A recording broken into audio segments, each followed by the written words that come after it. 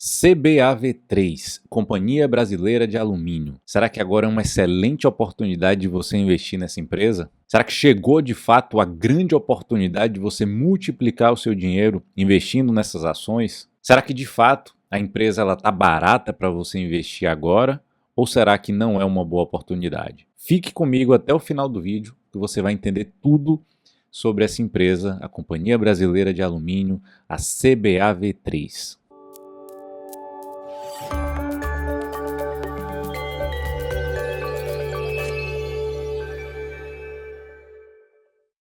Se você não me conhece ainda, meu nome é Guilherme Lopes, eu sou especialista em investimentos com certificação CEA pela Anbima, sou consultor de valores mobiliários autorizado pela CVM para atuar, sou sócio fundador da Evolio Consultoria de Investimentos e também sou investidor há quase uma década. Para a gente entender se é uma boa oportunidade ou não de investir em uma empresa, a gente tem que começar entendendo o que a empresa faz.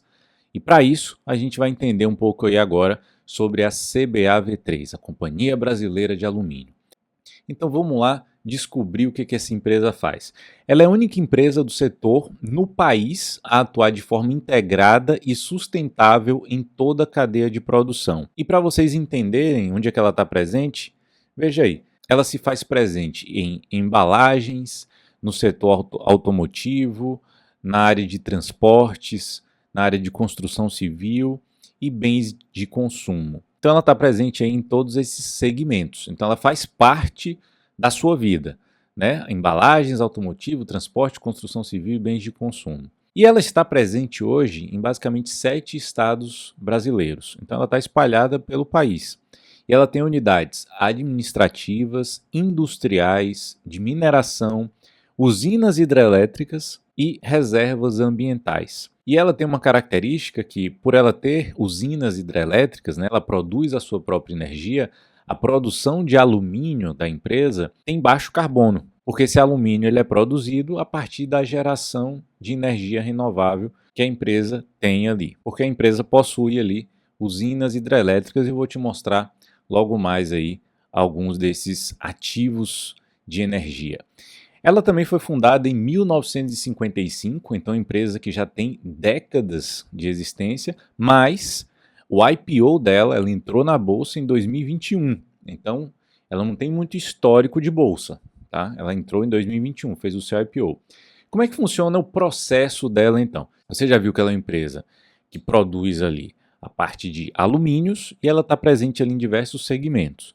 Mas como é que funciona o processo? E para isso eu vou te mostrar nessas etapas aqui. A primeira etapa é a mineração, onde a empresa extrai a bauxita dessas minas e depois passa por um segundo processo, que é o de refinaria de alumina. Então, ao chegar à fábrica, a bauxita é blendada conforme suas propriedades físicas e químicas, e na refinaria, a primeira etapa de produção é extrair o óxido de alumínio, que é a alumina, da bauxita. Depois da refinaria, vem os processos nas salas fornos. Então a alumina ela segue em caminhões para essas salas fornos. Depois, no outro processo, já é o de fundição. O alumínio líquido abastece os fornos de fundição. E aí, o quinto processo é o de transformação plástica.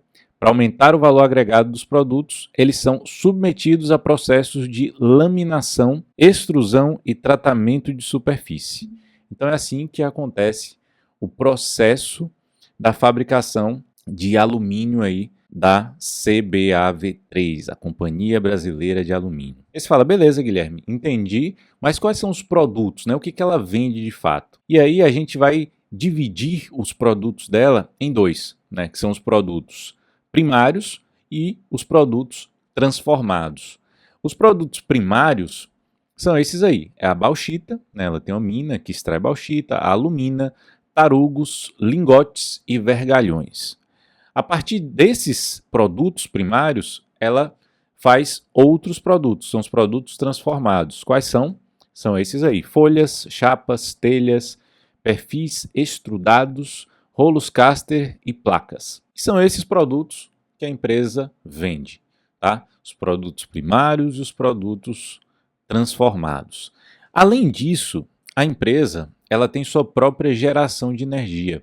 Ela tem ali 21 ativos de geração localizadas nas regiões sul, sudeste e centro-oeste do Brasil. Então, como é um processo, na fabricação de alumínio, um processo que demanda muita energia elétrica, a empresa ela tem alguns ativos de geração de energia renovável, que são as hidrelétricas, que produz a própria energia ali da companhia. Então, ela é autossuficiente em energia para produzir os seus alumínios ali em diferentes formas. E o resumo de tudo isso, para ficar bem claro na sua cabeça, é: a Companhia Brasileira de Alumínio, ela tem os processos que chega até a forma ali, até os seus produtos que ela vende, que são os produtos primários, os produtos transformados, basicamente ali de alumínio. Você fala, beleza, Guilherme, entendi o que a empresa faz. Ela vende alumínio, desde o início do processo até o produto final, e ela vai lá e vende, e ela produz toda a sua energia aí para que esse processo funcione. Você fala, beleza, mas ela é uma empresa que tem característica de ser uma boa pagadora de dividendos, né? Será que ela paga bons dividendos ou ela não paga bons dividendos? E aí eu fui lá olhar no estatuto social da empresa para saber quanto que ela pretende distribuir para os seus acionistas.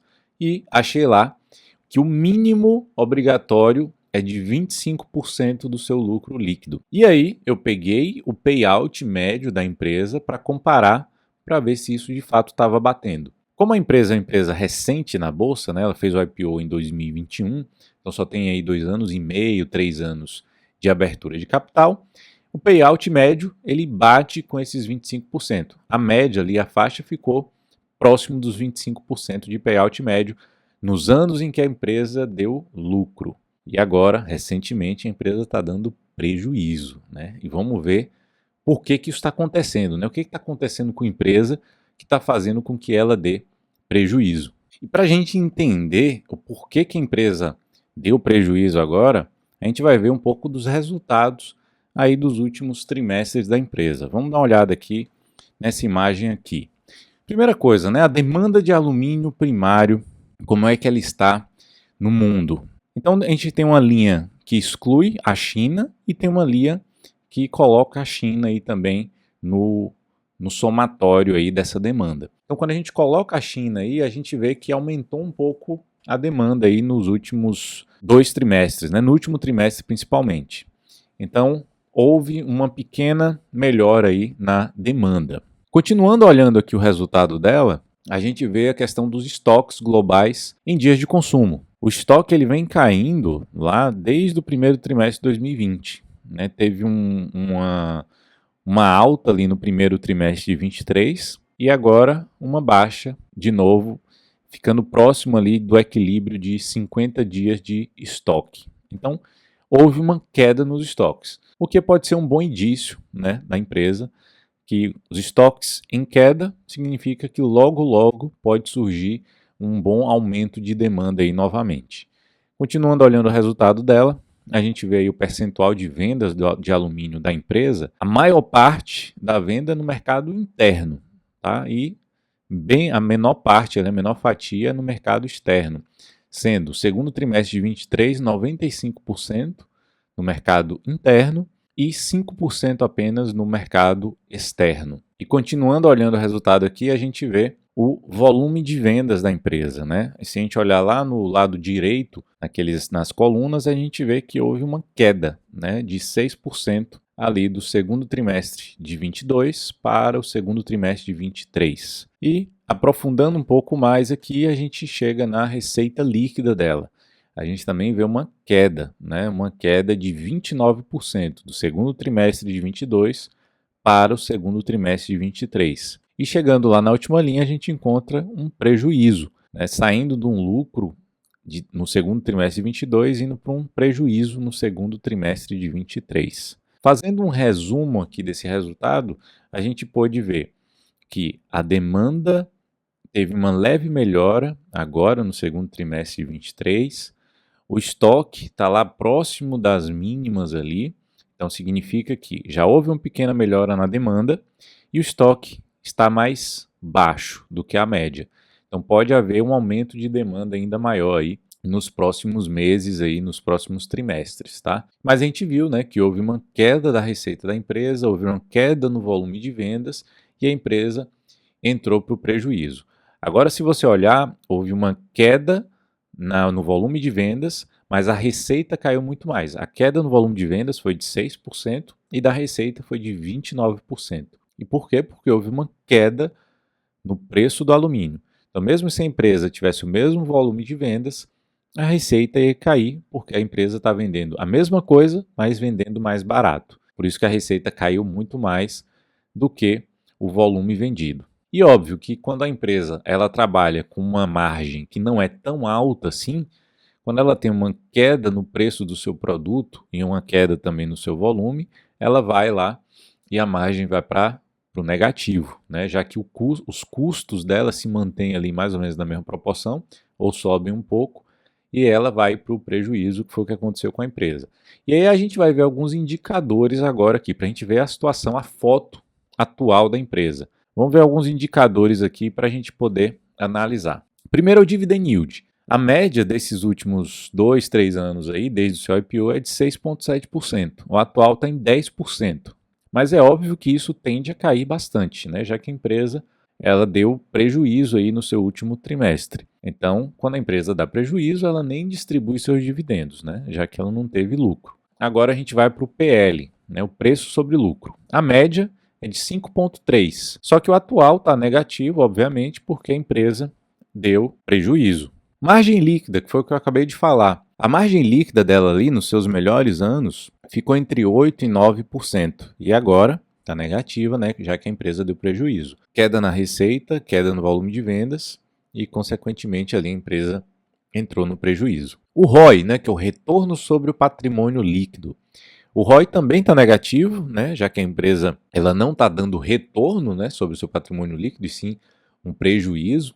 E aí o próximo indicador é o preço sobre valor patrimonial. Esse é um bom indicador para esse tipo de empresa, eu gosto de avaliar ele para esse tipo de empresa. E o atual, e aí sim a gente pode ver o quanto que a empresa realmente ela pode estar descontada, né? O atual é de 0,5 e a média é de 1,22.